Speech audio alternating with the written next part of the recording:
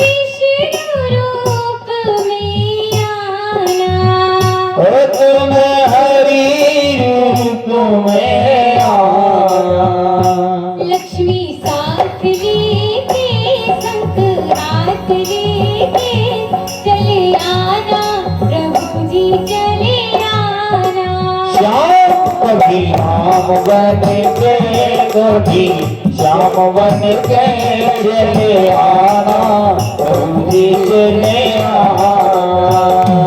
कभी राम वन के कभी श्याम वन के चले आना, कभी चले आना। कभी राम वन के कभी श्याम वन के चले आना, कभी चले आना। बोलिए वृंदावन बिहारी लाल की जय हो, राधा रानी सरकार की जय हो। जब जब धर्म की हानि होती है तब तब भगवान कभी राम के रूप में आते हैं तो कभी कृष्ण के रूप में आते हैं। एक बात कहना चाहती थी मैं, दादाजी आप ऐसे करके मत बैठिए। पता है कहते हैं कि ऐसे जैसे आप बैठे हैं ना, अगर ऐसे करके अगर इंद्र भी बैठ जाएगा ना तो वो भी रंग हो जाएगा। इसे दरिद्रासन बोलते हैं, ऐसे नहीं बैठा जाता कथा में। कहते हैं कि भगवान के जन्म और कर्म कैसे हैं, तो देखिए भगवान के जो जन्म और कर्म है वो बड़े ही दिव्य हैं। वो हम और आप जैसे नहीं हैं। हम आप में तो कर्ता भुक्तापन का भाव होता है, भगवान में ऐसा कोई भाव नहीं है। कहते हैं भगवान के अवतार कितने हुए हैं, तो भगवान के 24 अवतार हुए हैं, उसमें से 23 अवतार हो चुके हैं। एक अवतार है कल की अवतार। जब कलयुग के जाने के 800 वर्ष शेष रह जाएंगे तब कल की अवतार होगा। कहते हैं कि जब भगवान स्वधाम गमन कर गए तो धर्म किसकी शरण में गया, तो देखिए भगवान धर्म हमेशा भगवान के आश्रित रहता है। जब भगवान स्वधाम गमन कर रहे थे तो उद्धव जी की प्रार्थना पर भगवान कथा में ही प्रवेश कर गए और धर्म भी भगवान के साथ इस भागवत में ही प्रवेश कर गया। इसीलिए हम इसे भागवत धर्म कहते हैं, भागवत भगवान कहते हैं।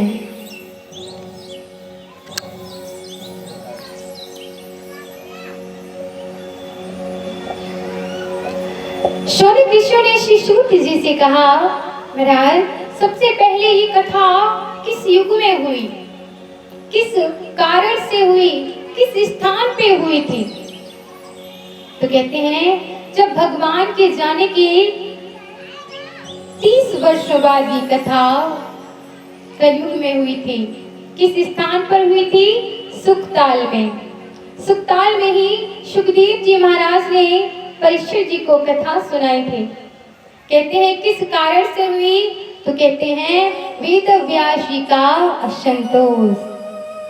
उन्होंने वेदों की पुराणों की रचना कर दी, लेकिन किसी के पास समय ही नहीं है उन्हें पढ़ने का, बड़े ही उदास बैठे हैं।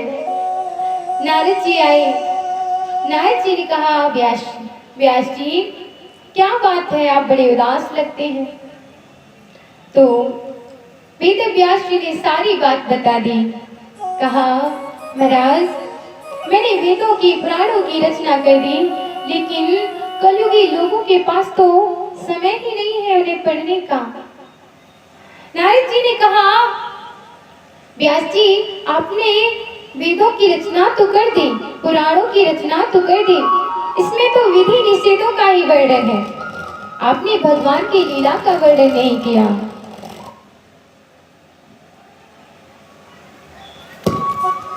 इसीलिए आपके मन को शांति नहीं मिली। नारद जी ने अपने पूर्व जन्म की कथा सुनाई। कहा, महाराज, मैं पूर्व जन्म में एक दासी का पुत्र था। मेरा नाम था हरि भोला। एक बार हमारे गांव में कुछ विरक्त संत आए चतुर्मासा कहने के लिए। चतुर्मासा तो जानते होंगे भैया, जो बरसात के 4 महीने आते हैं ना, उन्हें चतुर्मासा बोलते हैं, चौमासा कहते हैं।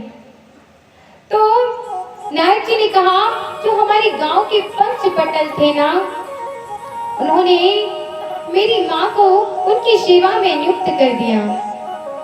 अब मैं और मेरी माँ खूब सेवा किया करते थे संतों की। जो शीत प्रसाद बचता था उसे पा लेते थे।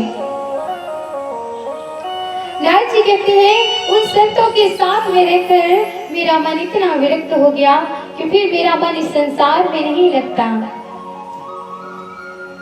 जब चतुर्मासा पूरा हो गया, जब वो संत जाने लगे,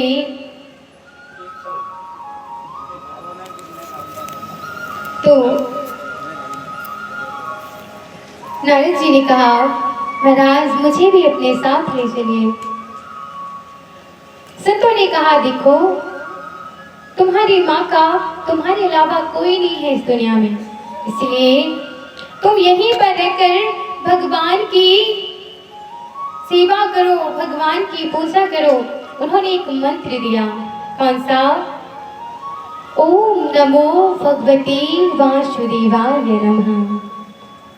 इस मंत्र को दिया और कहा, तुम इस मंत्र को जपो, और हाँ, जब तुम्हारी माँ भगवान के पास चली जाए ना, उसके बाद तुम आ जाना हमारे पास, फिर खूब करना भगवान का भजन। एक दिन हरि भोला की माँ गौशाला में दूध निकालने के लिए गई, तो एक सर्प के ऊपर उनका पैर पड़ गया और उस सर्प ने उन्हें काट लिया, और हरि भोला की जो माँ थी उनकी मृत्यु हो गई। हरि भोला ने अपनी माँ का अंतिम संस्कार किया और फिर वो घर लौट कर नहीं आया, सीधे वो जंगल में चली गई और जाकर के भगवान का भजन करने लगी।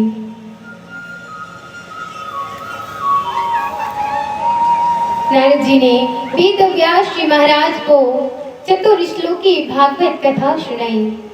मैया, जो कथा आप श्रवण कर रहे हैं, ये पहले केवल 4 श्लोकों में थी। वेद व्यास जी ने इन 4 श्लोकों के 18,000 श्लोक बना दिए। श्रीमद् भागवत जी में 18,000 श्लोक हैं, 335 अध्याय हैं और 12 स्कंद हैं। अब व्यास जी सोचने लगे कि मैंने भागवत जी की रचना तो कर दी, लेकिन इसका कोई पात्र भी तो होना चाहिए। मैं इस कथा को किसे सुनाऊं? क्योंकि मैया देखिए, विद्या हमेशा पात्र को दी जाती है, कुपात्र को विद्या नहीं दी जाती है। मैया, हमारे शास्त्रों में जो तंत्र विद्या है ना, वो बहुत पवित्र विद्या है। अगर ये विद्या किसी कुपात्र के पास चली जाए तो वो किसी के जीवन को बर्बाद करने के लिए उसका प्रयोग करता है। तो विद्या हमेशा पात्र को दी जानी चाहिए, कुपात्र को नहीं दी जानी चाहिए। अब व्यास जी सोच रहे हैं, मैंने भागवत जी की रचना कर दी, पर इसे सुनाऊं किसे? उन्हें याद आया कि इसका पात्र तो मेरा बेटा सुखदेव है। सुखदेव जी महाराज कैसे हैं? सुखदेव जी महाराज 12 वर्षों से माँ के गर्भ में हैं, गर्भ से बाहर नहीं आते। व्यास जी ने कहा, बेटा तुम्हारी माँ को बड़ा कष्ट होता है, तुम गर्भ से बाहर आ जाओ। बोले, नहीं पिताजी, मैं गर्भ से बाहर नहीं आ सकता, क्योंकि ये भगवान की जो माया है ना, ये मुझे पकड़ लेगी, इसलिए मैं गर्भ से बाहर नहीं आ सकता। जब भगवान स्वयं आकर कहेंगे कि उनकी माया का मुझ पर कोई असर नहीं होगा, तभी मैं आऊंगा। मेरे गोविंद को आना पड़ा।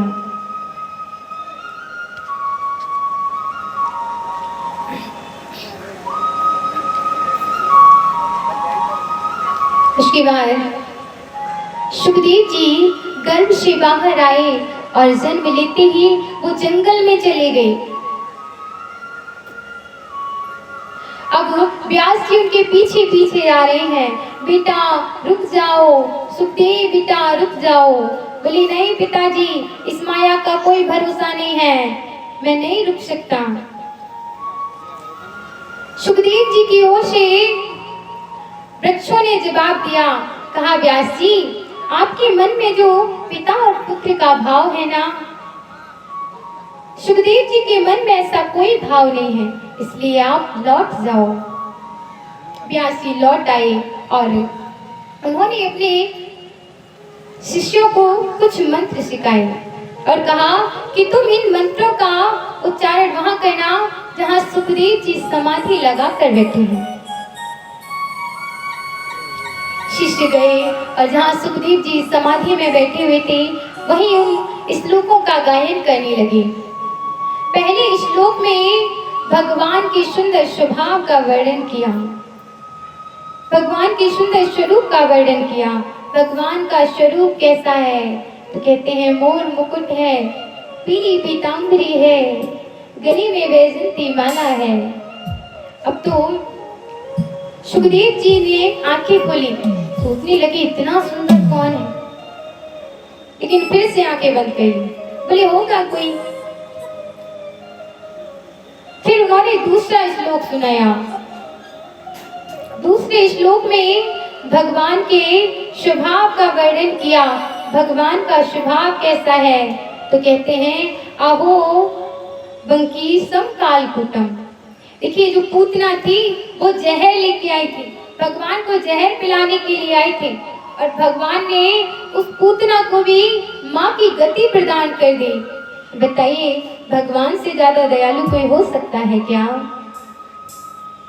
सुखदेव जी की समाधि खुल गई और दौड़े दौड़े आए, कहा, और सुनाओ ना श्लोक। बोले, हमें तो इतने याद हैं, अगर और सुने हैं तो व्यास जी के पास चलो। सुखदेव जी आए, व्यास जी महाराज ने उन्हें कथा सुनाई और उन्होंने कथा को श्रवण किया और उसके बाद वो जंगल में चली गई और जंगल में जाकर उन श्लोकों का गायन करने लगी।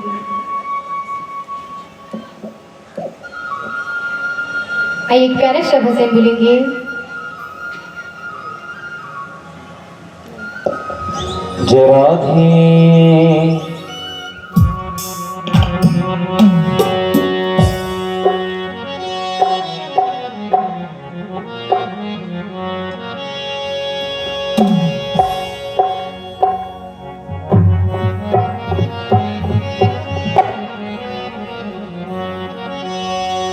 हो पायो जी मैंने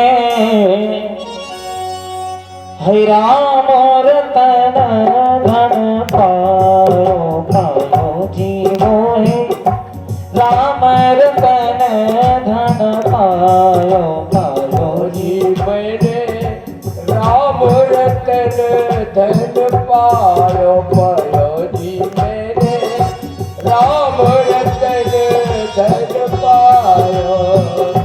राम रतन धन कृष्ण रतन धन, राम रतन धन कृष्ण रतन धन, राम रतन धन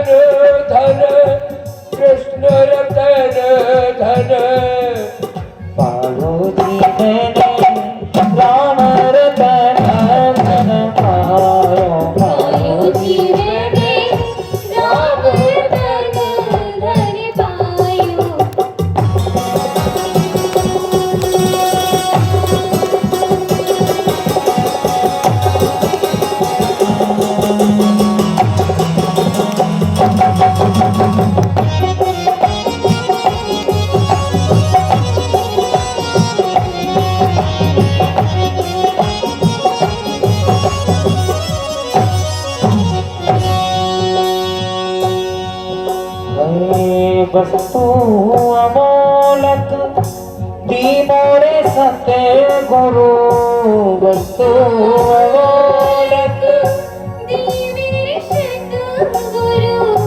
वस्तु अमोलक दी मेरे सत्य गुरु वस्तु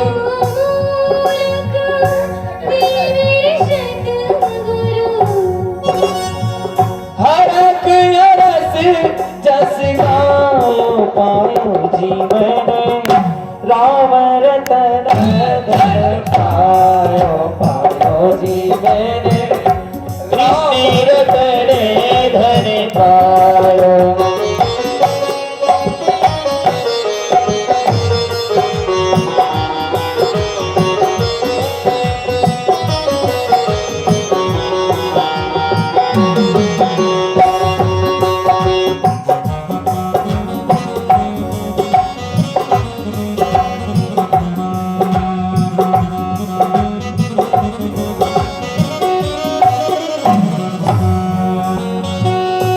खर्चे न फूटे याही चोर न लूटे खर्चे न फूटे याही चोर न लूटे भैया प्रभु श्री राम जी का नाम ऐसा अनमोल धन है कि ये खर्च कहीं होता नहीं है, चोर कोई चुरा नहीं सकता है। कहते हैं कोई तन दुखी कोई मन दुखी कोई धन बिन रहत उदास और थोड़े थोड़े सब दुखी सो भैया सुखी राम के दास खर्चे न खूटे यही चोर न लूटे खर्चे न खूटे यही चोर न लूटे दिन दिन बढ़त सवायो पायो जीवन राम रतन धन पायो पायो जीवन राम रतन धन पायो पायो जीवन राम रतन धन पायो।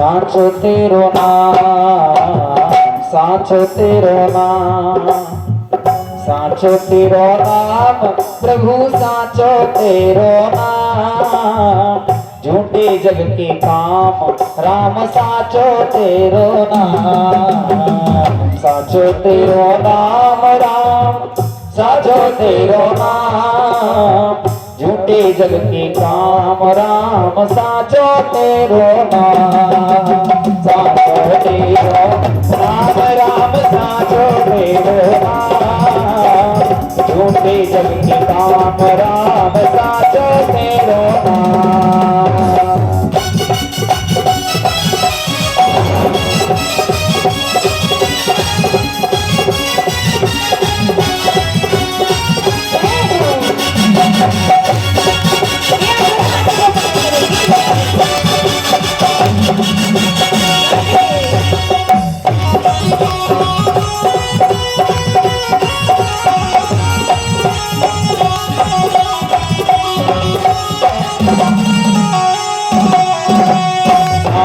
तेरो नाम राम साचो तेरो नाम झूठे जग के काम राम साचो तेरो नाम साचो तेरो नाम साचो तेरो नाम झूठे जग के काम राम साचो तेरो नाम।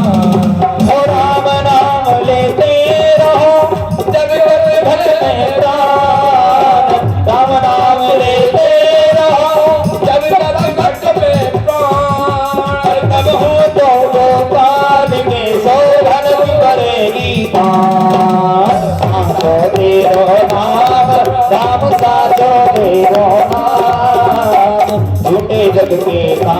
राम साचो तेरो नाम।